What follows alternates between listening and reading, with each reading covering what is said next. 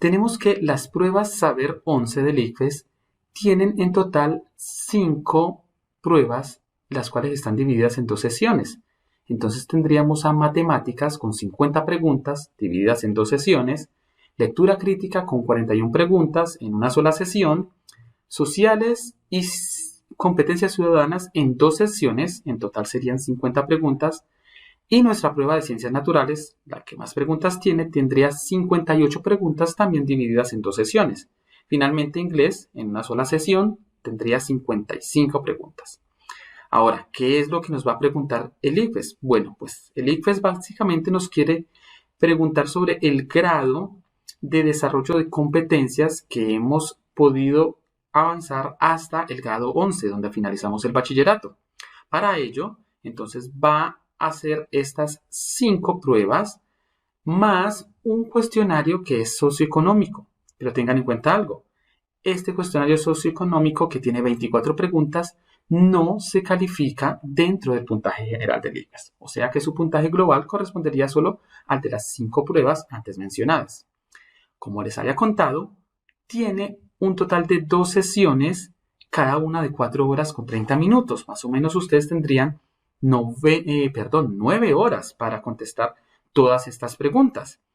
Pero tengan en cuenta de que pueden ser menos si ustedes terminan antes, pero recomendable, nunca se demoren menos de 2 horas, porque podría ser ligeramente como sospechoso para el ICFES que ustedes vayan a una sesión de 4 horas con 30 minutos y en menos de 2 horas se estén entregando el examen. Ahora, estas preguntas son en un total de 278. No obstante, pueden descartar ahí 24 preguntas que serían de ese cuestionario socioeconómico que no estarían siendo calificadas ni computando para su puntaje final.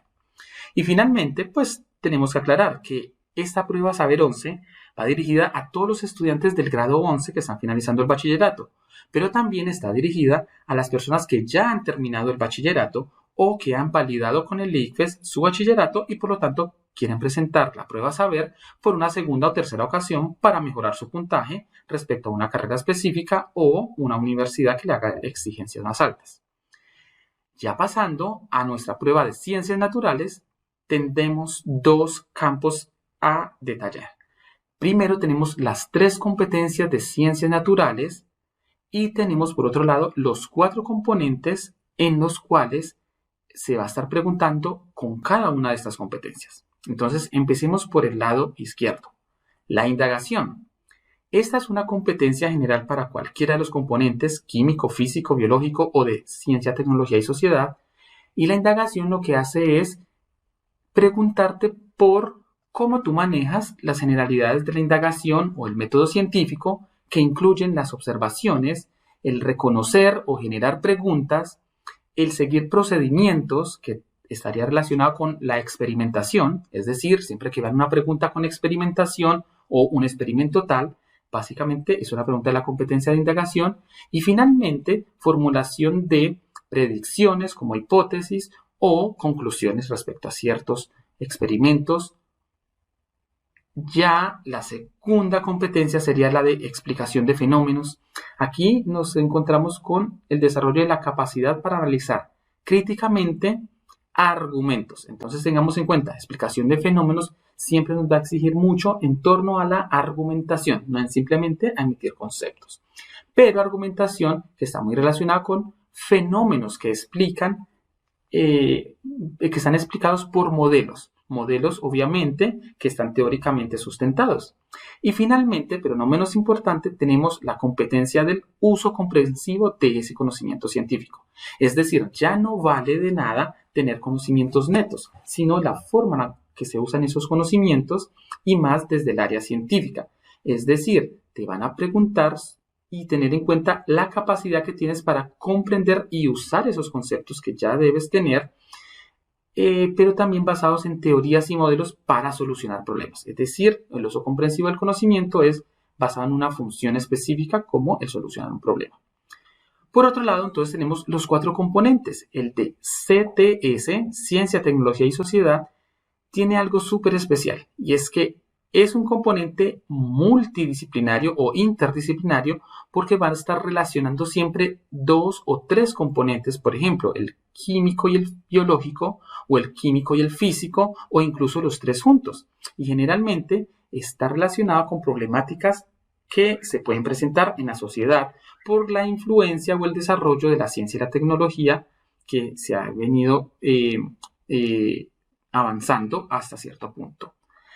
El componente biológico, evidentemente, va a tener todo el componente vivo, es decir, nos va a preguntar por algunos contenidos, pero no desde los temas, sino desde unos conceptos estructurantes como la homeostasis de los seres vivos, que es básicamente el equilibrio que debe conservar un organismo para estar vivo, y cuando se pierde ese equilibrio, cuando aparecen las enfermedades, por ejemplo, la herencia, que tendría que ver con todo lo que tiene que ver con reproducción, la genética y cómo esos genes que se transmiten ciertas características, las relaciones ecológicas, donde te van a preguntar acerca de las poblaciones, cómo interactúan las poblaciones, los seres vivos con los no vivos o los vivos con los otros vivos de otras especies, y finalmente, pues la evolución de cómo la vida va evolucionando en el planeta.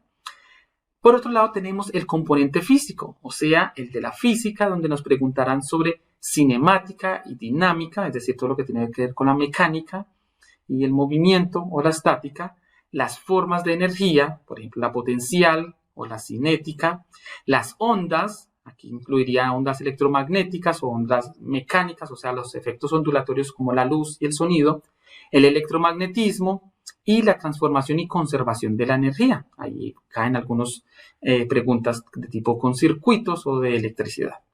Finalmente, el componente químico nos va a estar preguntando sobre conceptos estructurantes de la materia, que tiene que ver con los cambios químicos de la materia, la estructura base de la materia, que sería el átomo, los enlaces entre esos átomos para conformar la materia, las propiedades en sí mismas que tiene esa materia y, por supuesto, la interacción de algunos compuestos con otros, formando mezclas, soluciones y cómo separar esas mezclas también. Y finalmente los gases que, como estado de la materia bastante particular, entonces tendría unos comportamientos bastante peculiares.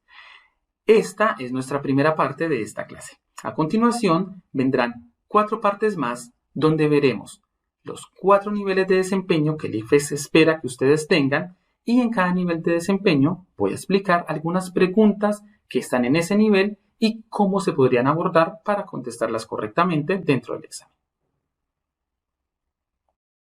Bueno, en esta segunda parte vamos a empezar a describir esos niveles de desempeño en ciencias naturales, donde vamos a tener también unos ejemplos de preguntas para cada uno de esos niveles. Pero primero veamos en general qué son. Este primer nivel, que sería el nivel 1, es el que corresponde a puntajes entre 0 y 40 puntos en la prueba de ciencias naturales. Pero sea el nivel 1, 2 o el 3 o el 4, van a tener unas características comunes, y es que 1 son particulares para las ciencias naturales. Es decir, estos rangos de puntaje se aplican para ciencias naturales, pero para ciencias sociales o lectura crítica pueden ser rangos diferentes porque están particularizados para cada una de las áreas. Segundo, son jerárquicos. Es decir, el nivel 2 es superior al 1, el 3 es superior al 2, el 4 es superior al 3, al 2 y al 1, y se van acumulando de esa manera. Y por lo tanto, también son inclusivos. Es decir, una persona que logra un puntaje de nivel 4 quiere decir que automáticamente cumple con todo lo que requiere el 4, pero también lo del 3, el 2 y el 1. Los que cumplen con un puntaje de nivel 2 es porque tienen las características del 2 y también las del 1 inclusive. Así que vamos a escribir exactamente entonces en qué consiste este nivel 1.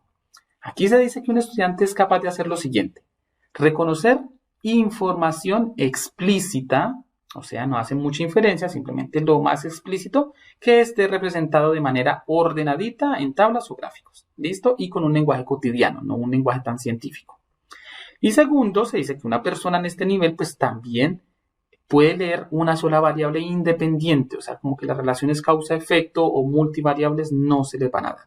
Ahora, ¿qué ejemplos de preguntas podrían ser de este nivel 1? Veamos esta primera.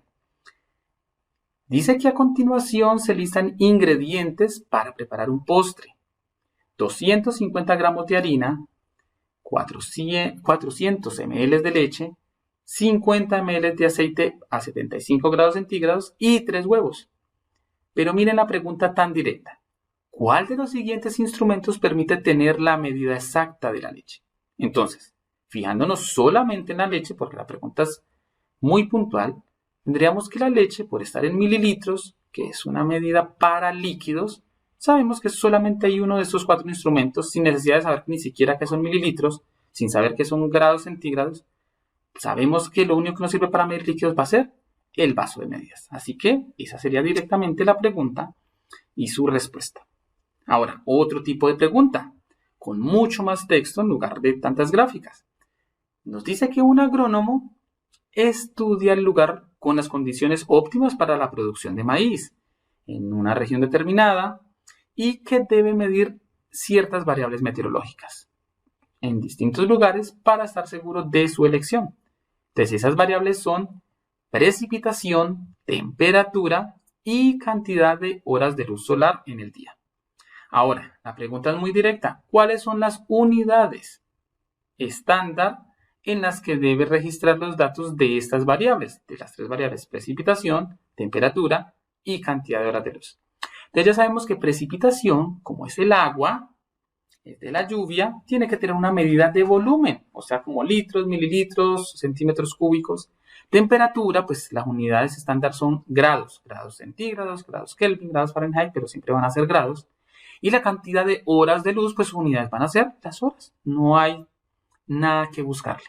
En este sentido, si vemos las opciones A, precipitación en grados centígrados, ya podríamos saber que no, porque centígrados solamente aplica para temperatura. La B, precipitación en horas, no, porque las horas es para medir horas. Y la precipitación en mililitros, pues sí, temperatura en grados también y cantidad de horas en horas efectivamente. Miremos de todos modos la de precipitación en mililitros, pero temperatura en horas no. Así que tenemos directamente una pregunta donde se tiene que leer de pronto un poco más, pero la respuesta sale directamente con la información sin pensar ni inferir mucho. Finalmente miremos esta otra pregunta. Muy de biología, muy con dibujos de animalitos, pero mire, la única información de base que te están dando son 4 imágenes de 4 animales distintos. Y la pregunta es, con base en la información anterior, es decir, los 4 animalitos, ¿qué característica comparten estos 4? O sea, es la característica que puedes ver en la foto. No vamos a estar infiriendo sobre el hábitat donde pueden estar, sobre las utilidades para las comunidades adyacentes, ni nada. Simplemente entonces decidamos, ¿todos 4 tienen pelo? Pues evidentemente sabemos que esto es un flamenco, que es un ave, y por lo tanto debe tener plumas, así que no todas 4 tienen pelo. Cuello largo, pues ahí se ven que este un poquito, este sí, este también, pero la ratita no. Patas largas, pues bueno, sí, patitas largas porque eso es una rata canguro, entonces las patas son como largas y los demás, desde luego que sí. ¿Se reproducen depositando huevos? Pues de entrada sabemos que una jirafa no pone huevos.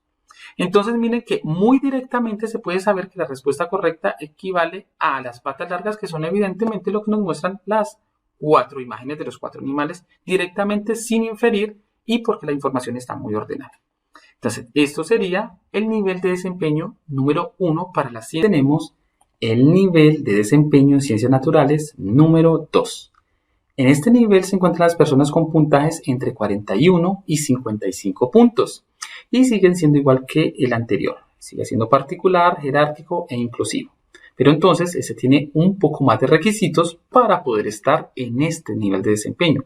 Tendríamos lo siguiente.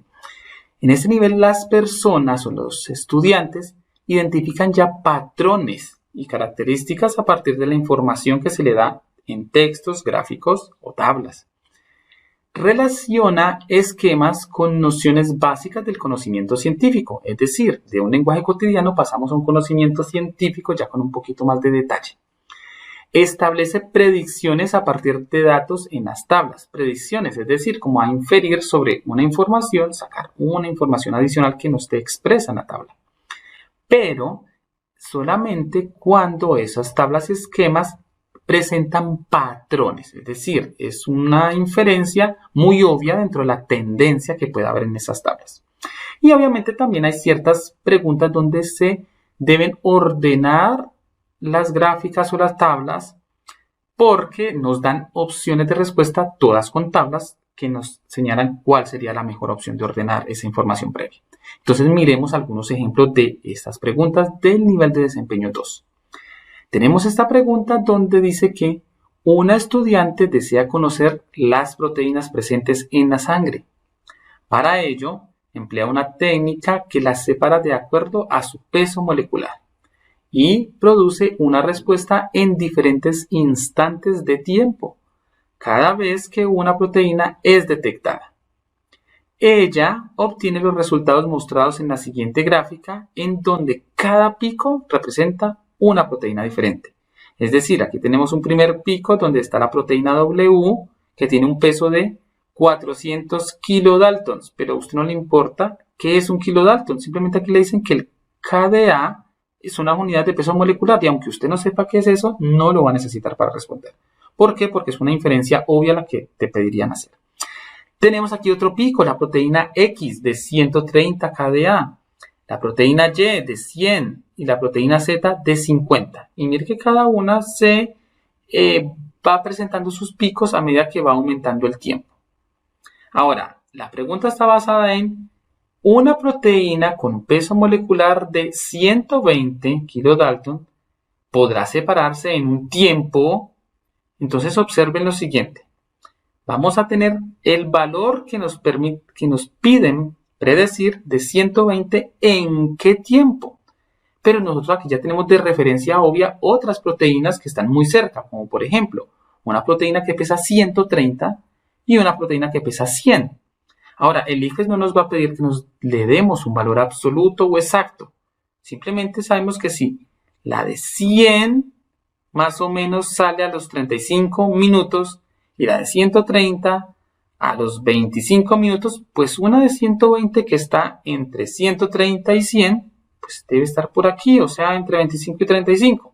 No tenemos que inventarnos un número exacto como el 30, 28, 32. No. Y miremos que entonces en las opciones nos dan exactamente eso.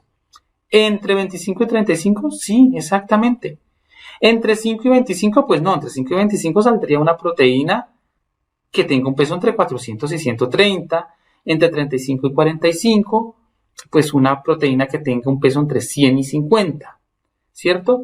Miren que es una inferencia muy directa y muy simple dentro de un orden predeterminado. Miremos otra pregunta. Esta es de física sobre eventos ondulatorios, donde dice que al agitar una cuerda extendida horizontalmente, cada sección de la cuerda se mueve de arriba a abajo. ¿Listo? Arriba a abajo.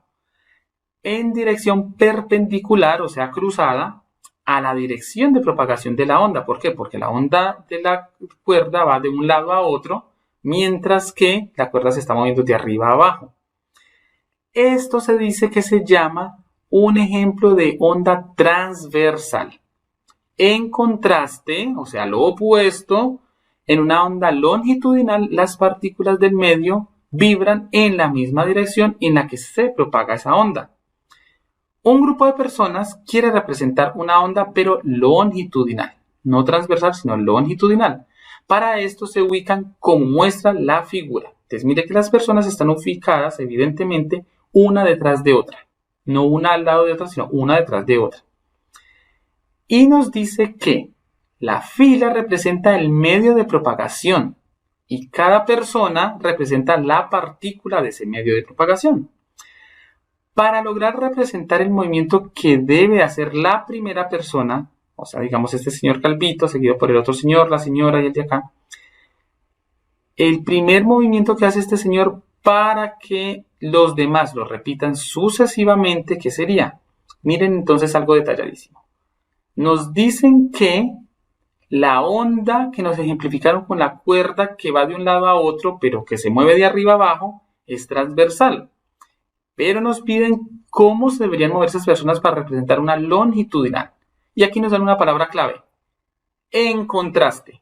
En contraste quiere decir que si la representación de arriba a abajo, cuando se mueve de un lado a otro, en contraste quiere decir que Si se mueve de un lado a otro es porque también las partículas se mueven en la misma dirección. Eso quiere decir que estas personas deben moverse ¿de qué forma? Al azar, alzar y bajar lateralmente los brazos. ¿Será que eso representaría las ondas? No. Sentarse y ponerse de pie, pues sentarse y ponerse de pie sería exactamente lo que sucedía con el ejemplo de la cuerda y sería una onda transversal. Así que no nos sirve para representar la longitudinal. Balancearse de izquierda a derecha, pues de izquierda a derecha como que no tiene mucho sentido, porque ellos están puestos delante y detrás uno de otro, por lo tanto ni siquiera se notaría ese movimiento. Moverse hacia adelante y hacia atrás, bueno sí, porque miren que moverse hacia adelante y hacia atrás es exactamente el contraste, el opuesto a lo que nos describieron para una onda transversal, lo cual significaría que sí representaría una onda longitudinal. Finalmente analicemos esta última pregunta. En las células animales, los lisosomas son los organelos encargados de digerir con enzimas los nutrientes que la célula consume. Si todos los lisosomas de una célula se rompieran, ¿qué le sucedería inicialmente a la célula? Entonces ahí, básico, no sabemos qué es un lisosoma, no importa, porque aquí ya nos dijeron qué hace y nos interesa saber qué hace. Ahora, si nos dicen que ese lisosoma lo que hace es digerir, pues básicamente un análogo de digerir es que digerir es desbaratar algo grande en algo más pequeño. Por lo tanto, podríamos hacer esa proyección lineal muy similar a lo que nos dice aquí, sobre qué pasaría si los lisosomas se rompen y derraman esas enzimas en el medio interno de la célula. Entonces, ¿qué sucedería? ¿Se degradarían moléculas en su interior? Claro, la degradación es similar a lo que hace la digestión. ¿Perdería todo el agua del citoplasma? No, pues no sería una función de lo que podría ser un lisosoma. ¿No habría respiración celular? De hecho, ni siquiera tiene nada que ver con lo que mencionaron anteriormente.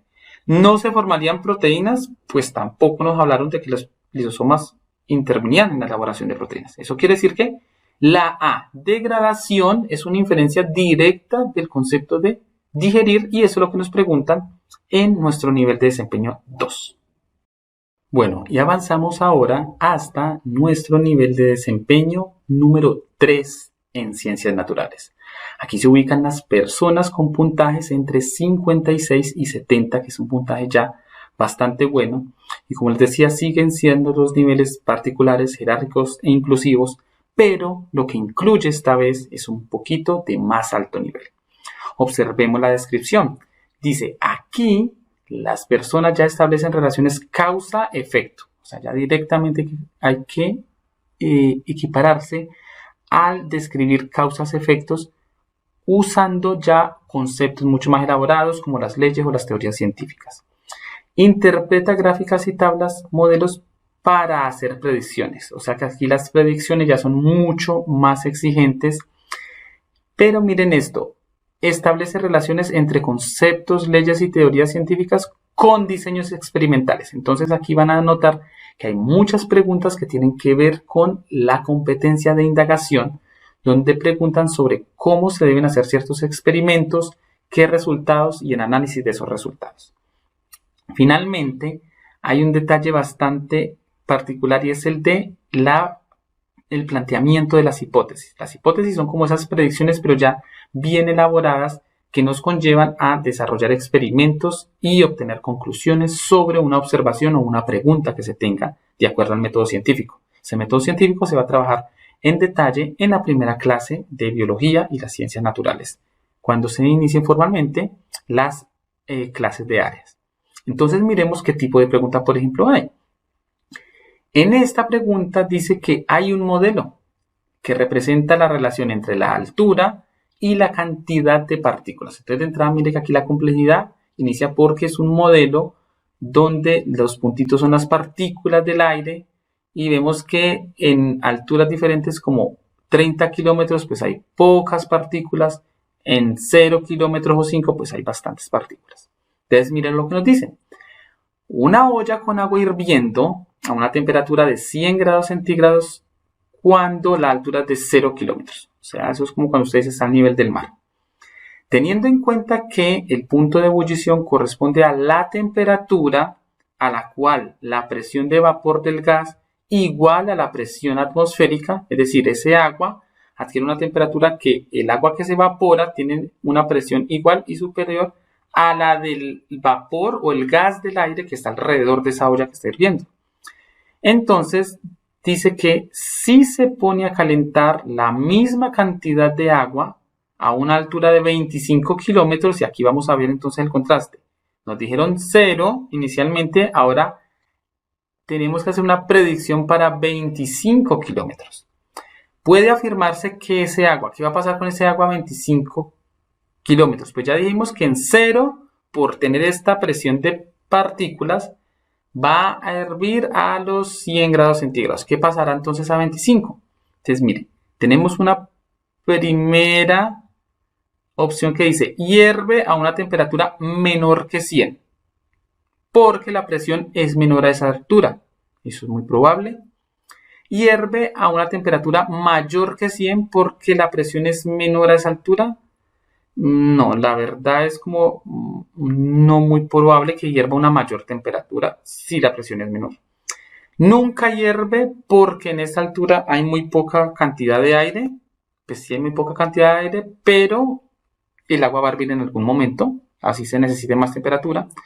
O se congela porque al no haber aire, el agua pasará a estado sólido.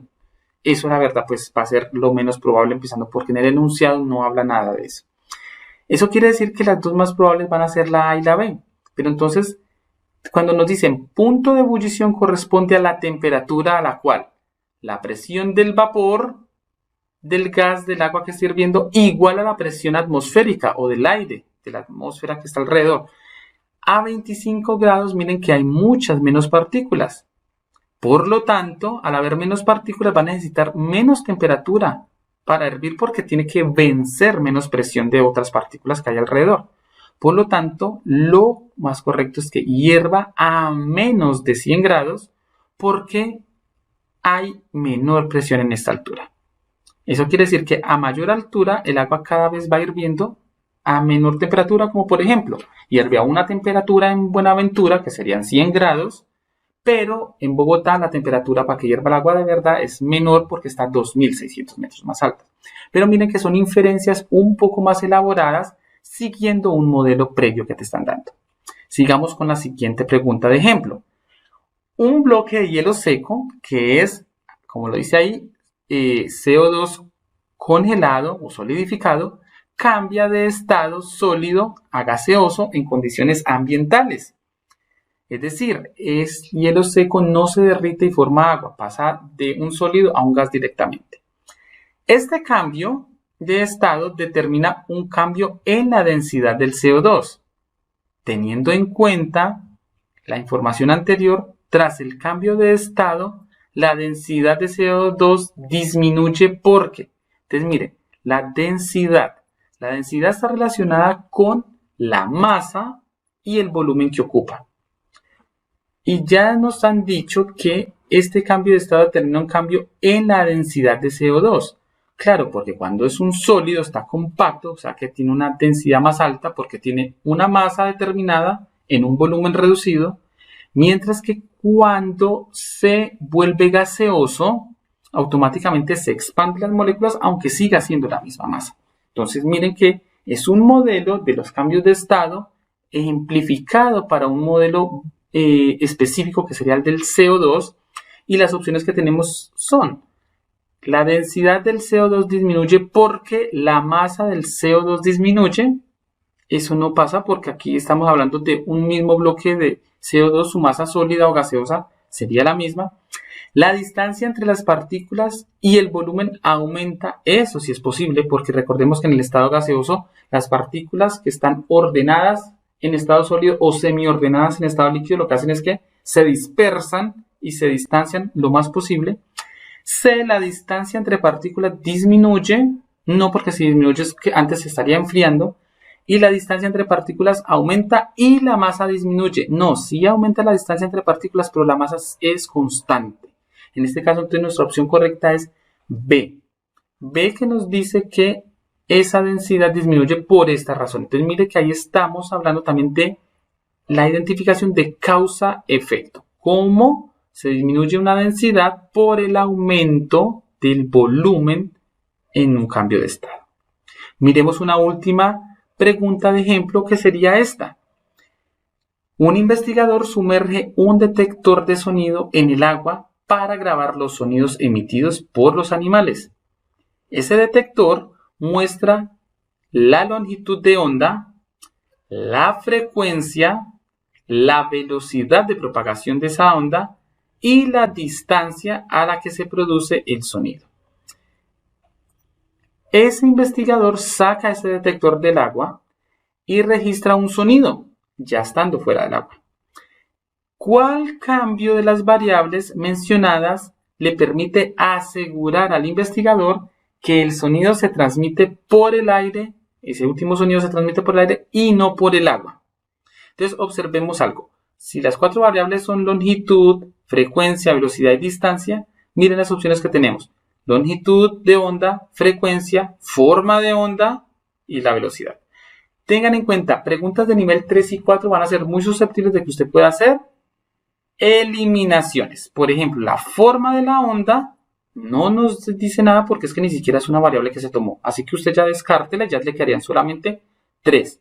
Y como nos están pidiendo, ¿por qué sabe que se transmite por el aire y no por el agua? Recordemos, en los eventos ondulatorios, las ondas mecánicas se movilizan más rápido por los medios más densos, como los líquidos o los sólidos, mientras que en el aire o los medios gaseosos son un poquito más lentas. O sea que la variable que te puede decir si se transmite por el agua o por el aire es básicamente la velocidad. La velocidad en el aire debe haber disminuido en relación a la velocidad que él había medido. Entonces miren que también es una predicción que se hace dependiendo de este modelo agua-aire de propagación de una onda mecánica como el sonido de los animales. Bueno, y ya para terminar tenemos el nivel de desempeño número 4, el más alto y donde van a estar las personas con puntajes entre 71 y los 100 puntos máximos de esta prueba.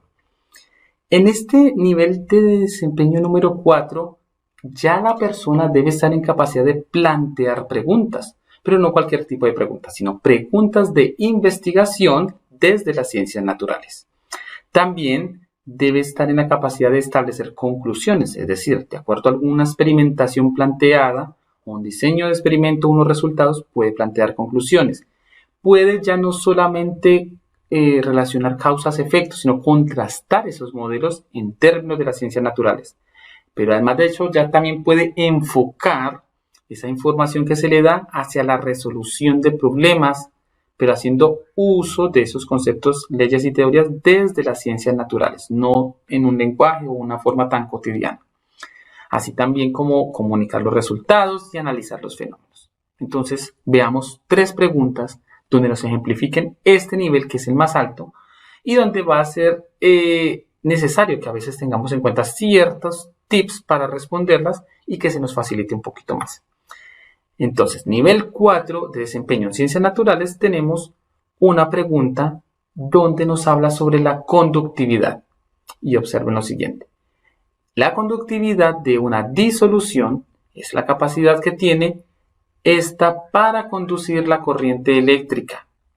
Un estudiante realiza una serie de experimentos. Entonces, mire, experimento quiere decir que nos está hablando de la competencia de indagación, pero en un nivel bastante alto por ser de nivel 4. Para estudiar esa conductividad de una sal específica que es MgSO4, entonces a usted no le importa saber si es sulfato de magnesio, sino que sepa que eso es una sal y que se puede disolver en agua, ionizarse y por lo tanto ser un conductor. Esta sal se disuelve en agua y se obtienen resultados como los de esta tabla. Entonces aquí lo más importante es aprender a identificar las variables de esta tabla, porque en este nivel 4 sí es necesario que ustedes puedan identificar no solo una, sino 2 variables y cuál es dependiente de otra. Así que aquí una de las preguntas claves que deben tener es que se está hablando de conductividad, pero pregúntense cuál variable afecta a otra. Una variable es la conductividad, que es lo que se está investigando, pero la otra variable que nos ponen en esta tabla es la concentración en moles por litro. Pues no le importa que son moles por litro, no es necesario. Simplemente sepa que aquí está la concentración de la sustancia que se está estudiando, que es este sulfato de magnesio. Así no le sepa el nombre no es importante. Simplemente sepa que hay dos variables, conductividad y concentración, y que una de ellas está afectando a la otra. Porque entonces, mire cuál es la pregunta específica. Con base en la anterior información, en este experimento el estudiante busca estudiar, o sea, te está preguntando por el fin de este experimento y básicamente tú puedes saber si sabes qué variable determina la otra. Entonces, la variable del eje Y, que es conductividad, es la variable que se tomó como base para ver cómo la afectaba otra variable que era la cantidad de sulfato de magnesio. Eso quiere decir que la respuesta correcta es la que me diga que la conductividad se deja afectar por la concentración de magnesio. Eso es lo que se puede ver que se busca en ese experimento de acuerdo a la gráfica de los resultados. Entonces dice, opción A, la influencia de la temperatura sobre la conductividad. No, no puede ser la temperatura porque mira que aquí dice temperatura de 25 grados, o sea que es una constante, o sea que no es una variable que se esté midiendo. B, el efecto de la conductividad de la dilución sobre la concentración de sal. Pues aquí no es la conductividad la que está afectando la concentración. Se está estudiando todo lo contrario, así que miremos la siguiente. C, la influencia de la carga de los iones sobre la conductividad. O D, el efecto de la concentración de la sal sobre la conductividad de la solución. Esto sí sería correcto, porque la influencia de la carga de los iones no tenemos información de verdad de la carga de los iones. De hecho, eso es una opción incorrecta que ahora vamos a ver cómo se pueden también eliminar. Así que lo más correcto sería inferir de estas dos bajo el supuesto de que cuál variable determina otra, entonces sería la conductividad está siendo afectada por la concentración. Esa sería la respuesta correcta. Miremos otra en la que podemos usar una técnica interesante para resolverla. Sería esta en la que el profesor de Juan le entrega 3 objetos. Y observen muy bien, esos 3 objetos tienen la misma forma y el mismo volumen. O sea que tienen el mismo tamaño, el espacio, ocupan el mismo espacio. Y la forma es la misma, o sea que por ejemplo todos 3 son esferas o son cubos. Pero son de diferente material. Él le pide que a esos objetos los deje caer desde una altura desde sus hombros. Entonces esa es otra variable que es la altura de los hombros, pero se está controlando como una constante. Y observe el tiempo de caída al suelo. Entonces ese tiempo de caída al suelo va a ser como una variable de respuesta de cada uno de estos objetos. Ahora, Juan observa que los 3 tardan tiempos diferentes para llegar al suelo, a pesar de que los 3 están sometidos a la misma aceleración gravitacional. ¿Por qué? Porque la gravedad en la Tierra es la misma para todos los objetos, 9.8 o 10 metros sobre segundo cuadrado. Se cambia si se sale del planeta como a la Luna, al Sol o a otro planeta del sistema solar. Entonces, teniendo en cuenta esta información, ¿cuál de las siguientes preguntas se puede contestar a partir de las observaciones de Juan? Entonces, miremosla una a una y vemos qué de verdad se puede contestar. El tiempo de caída de los objetos depende de la altura de lanzamiento. Ya dijimos que todos se lanzan desde la altura de los hombros, así que puede decir que esa no debe ser una opción porque la altura es constante. Así que, de hecho, táchela como una opción que no puede ser. La fuerza gravitacional es proporcional a la masa de los objetos. La fuerza gravitacional también dice que es la misma.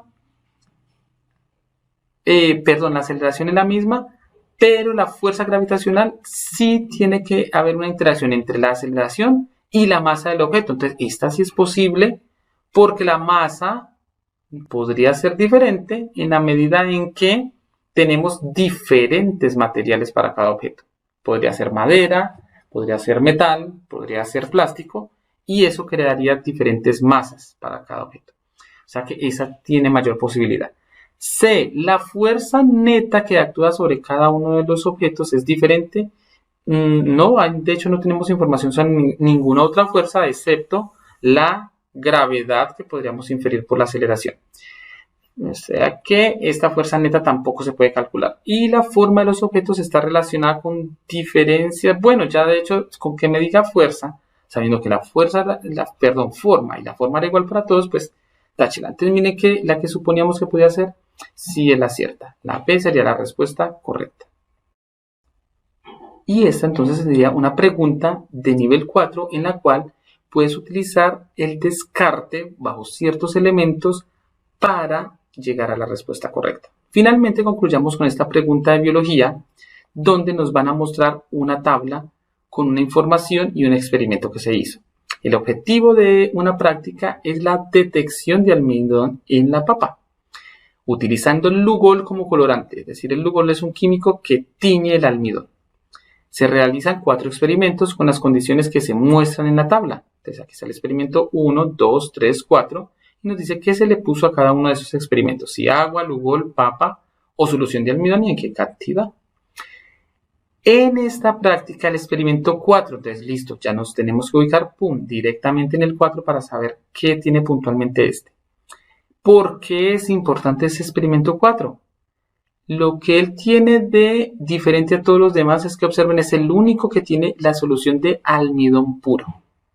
No tiene papa, sino que tiene el almidón puro. De resto tiene también el agua como solvente para la solución y tiene el Lugol, que es el colorante. Entonces, ¿por qué será importante? ¿Permite que el almidón se encuentre soluble? Pues no necesariamente, porque el almidón se puede solubilizar directamente en el agua que está presente en todos los experimentos. ¿Contiene el colorante con el cual se logra la detección del almidón? Pues sí, pero de hecho no es el único.